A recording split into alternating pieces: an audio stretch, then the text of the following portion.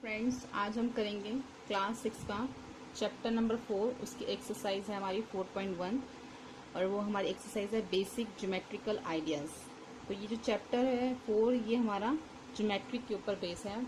तो इसकी exercise first exercise आज हम करेंगे 4.1। लेकिन इस एक्सरसाइज को करने से पहले मैं थोड़ा सा आपको बेसिक आइडिया दे देती हूँ कि ज्योमेट्री के अंदर बेसिक चीज़ें क्या क्या होती हैं, जिससे आपको ये एक्सरसाइज करने में और चैप्टर 4 करने में ईजी हो जाएगा।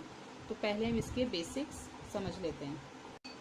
तो बेसिक ज्योमेट्री जो होती है उसमें जो फर्स्ट पॉइंट होता है वो होता है पॉइंट। तो पॉइंट क्या होता है? पॉइंट आप सबको पता ही होगा कि हम एक डॉट लगाते हैं जिसको हम पॉइंट बोलते हैं। पॉइंट आपने पहले भी बहुत बार लगाए होंगे, लेकिन इसका ज्योमेट्री में क्या यूज होता है? फर्स्ट है, देखिए, it is a almost invisible tiny dot. ये बहुत ही छोटा सा, इनविजिबल, कई बार दिखता भी नहीं है, इतना छोटा ये एक पॉइंट, एक डॉट होता है। We can name a point by using a capital letter of English alphabet. जो हम ज्योमेट्री के अंदर पॉइंट लगाते हैं, जैसे मैंने यहाँ पे एक पॉइंट लगाया, ठीक है, इसको हम एक नेम देते हैं। ए टू जेड आप कोई भी नेम दे सकते हैं, लेकिन वो कैपिटल लेटर में होना चाहिए। जैसे मैंने इसको यहाँ पे ए नेम दे दिया, एक पॉइंट मैंने और लगाया उसको बी नेम दे दिया, एक पॉइंट मैंने और लगाया उसको मैंने सी नेम दे दिया। तो ऐसे आप जो ज्योमेट्री में पॉइंट होते हैं, जहाँ पे भी जिस भी लाइन के ऊपर जो भी पॉइंट होगा उस वहाँ पे आपको एक उसका नेम देना होगा कैपिटल लेटर के अंदर। इसके एग्जाम्पल ये है कि शार्प टिप ऑफ पेंसिल, जो पेंसिल की शार्प टिप होती है उसको भी आप पॉइंट काउंट कर सकते हो, पॉइंट बोल सकते हो। टिप ऑफ कंपास को भी आप पॉइंट बोल सकते हो। The pointed end of needle, जो हमारी सुई होती है, निडल है, उसकी जो एंड होता है पॉइंट, उसको भी आप पॉइंट काउंट कर सकते हो, बोल सकते हो उसको भी पॉइंट। तो पॉइंट में सिर्फ इतना है, ये जो डॉट होती है यही पॉइंट होता है, और ये जो पॉइंट है ये हमारी लोकेशन भी शो करता है। अब हम नेक्स्ट करेंगे, जो ज्योमेट्री होती है ना उसमें एक हमारा होता है लाइन, एक होता है लाइन सेगमेंट और एक होती है रे। अब लाइन सेगमेंट और रे, इन तीनों में क्या डिफरेंस होता है ये मैं आपको बताती हूँ। देखो, लाइन जो होती है ना, जैसे हमने एक लाइन ड्रॉ करी, मैंने यहाँ पे रफली यहाँ पे एक लाइन ड्रॉ कर दी। अब लाइन जो है उसको मैं कितना भी आगे बढ़ा सकती हूँ, यहाँ से भी आगे बढ़ा सकती हूँ और इधर से भी आगे बढ़ा सकती हूँ। तो line has a no end point. Line का कोई एंड पॉइंट नहीं होता, आप उसको कितना भी आगे तक बड़ा कर सकते हो, उसको एक्सटेंड कर सकते हो। It has no fix length, उसकी कोई फिक्स लेंथ नहीं होती। It can be extended in both direction, वो दोनों साइड से बढ़ सकती है। ये तो लाइन होती है। आपकी अगर लाइन के दोनों साइड पे ऐसे एरो लगा सकते हैं, जिससे आपकी ये शो होता है कि ये लाइन की बात हो रही है यहाँ पे एरो से, ठीक है। अब कहीं पे भी अगर ए बी लिखा है, कोई भी नेम लिखा है ए बी, उसके ऊपर अगर ये सिंबल है तो इट मीन्स वहाँ पे लाइन की बात हो रही है।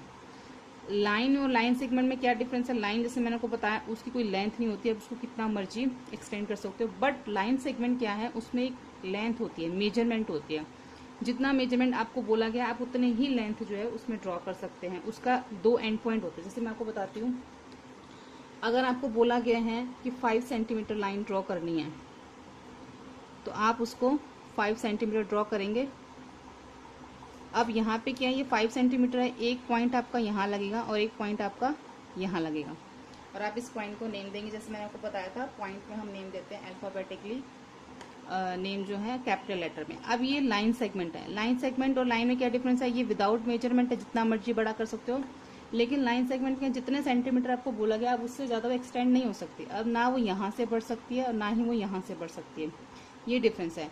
A line segment has 2 and point, इसके 2 एंड पॉइंट हो गए। It has a fix length, इसकी फिक्स लेंथ होती है, जितने भी सेंटीमीटर आपको बोला जाए उतना। It can be measured and drawn using ruler, आप उसको मेजर करके रूलर की हेल्प से जो है उसको आप ड्रॉ कर सकते हो। और जो इसका सिंबल होता है, जो भी आप नीचे लाइन है उसके ऊपर ये अगर इस तरीके से लाइन ड्रॉ की हुई है तो इट मीन्स यहाँ पे लाइन सेगमेंट की बात हो रही है।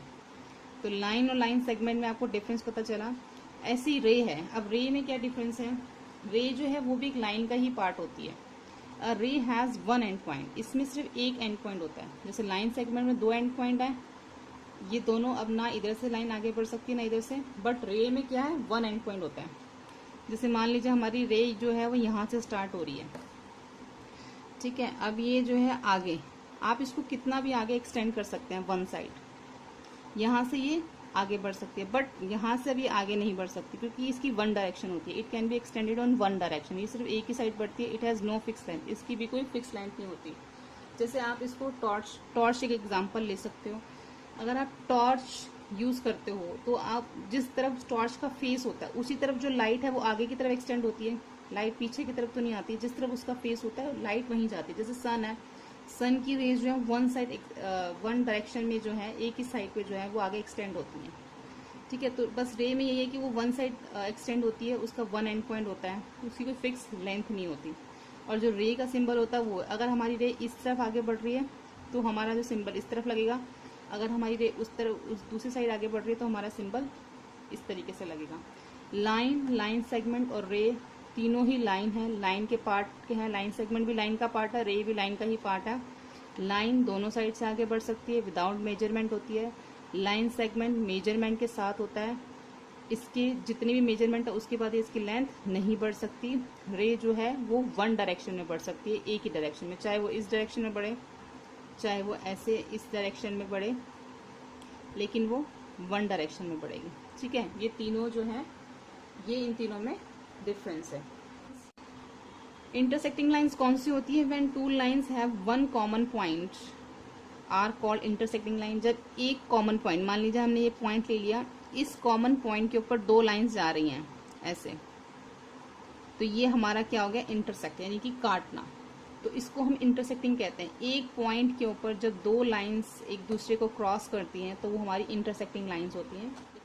जैसे अब इंटरसेक्टिंग लाइन के एग्जांपल इस बुक में भी देख सकते हैं। जैसे यहाँ पे एक पॉइंट है P, उसके ऊपर दो लाइंस L1 और L2 जो है वो इंटरसेक्ट कर रही है। यहाँ पे इन्होंने एक बुक का एग्जांपल दिया हुआ, जैसे हमारी ये नोटबुक होती है या बुक होती है, तो जो उसका पॉइंट होता है, जैसे यहाँ पे सब पॉइंट है, तो ये पॉइंट है, यहाँ से इस लाइन को अगर हम आगे करें तो यहाँ पे क्या है, ये इस पॉइंट के ऊपर दोनों लाइन से इंटरसेक्ट कर रही हैं। इसी तरीके से एक्स अल्फ़ाबेट होता है वो भी हमारा इंटरसेक्ट करता है। और क्रॉसिंग रोड, जैसे हमारी जो रोड्स होती हैं जो ऐसे जाती हैं, ये भी हमारी इंटरसेक्ट करती हैं।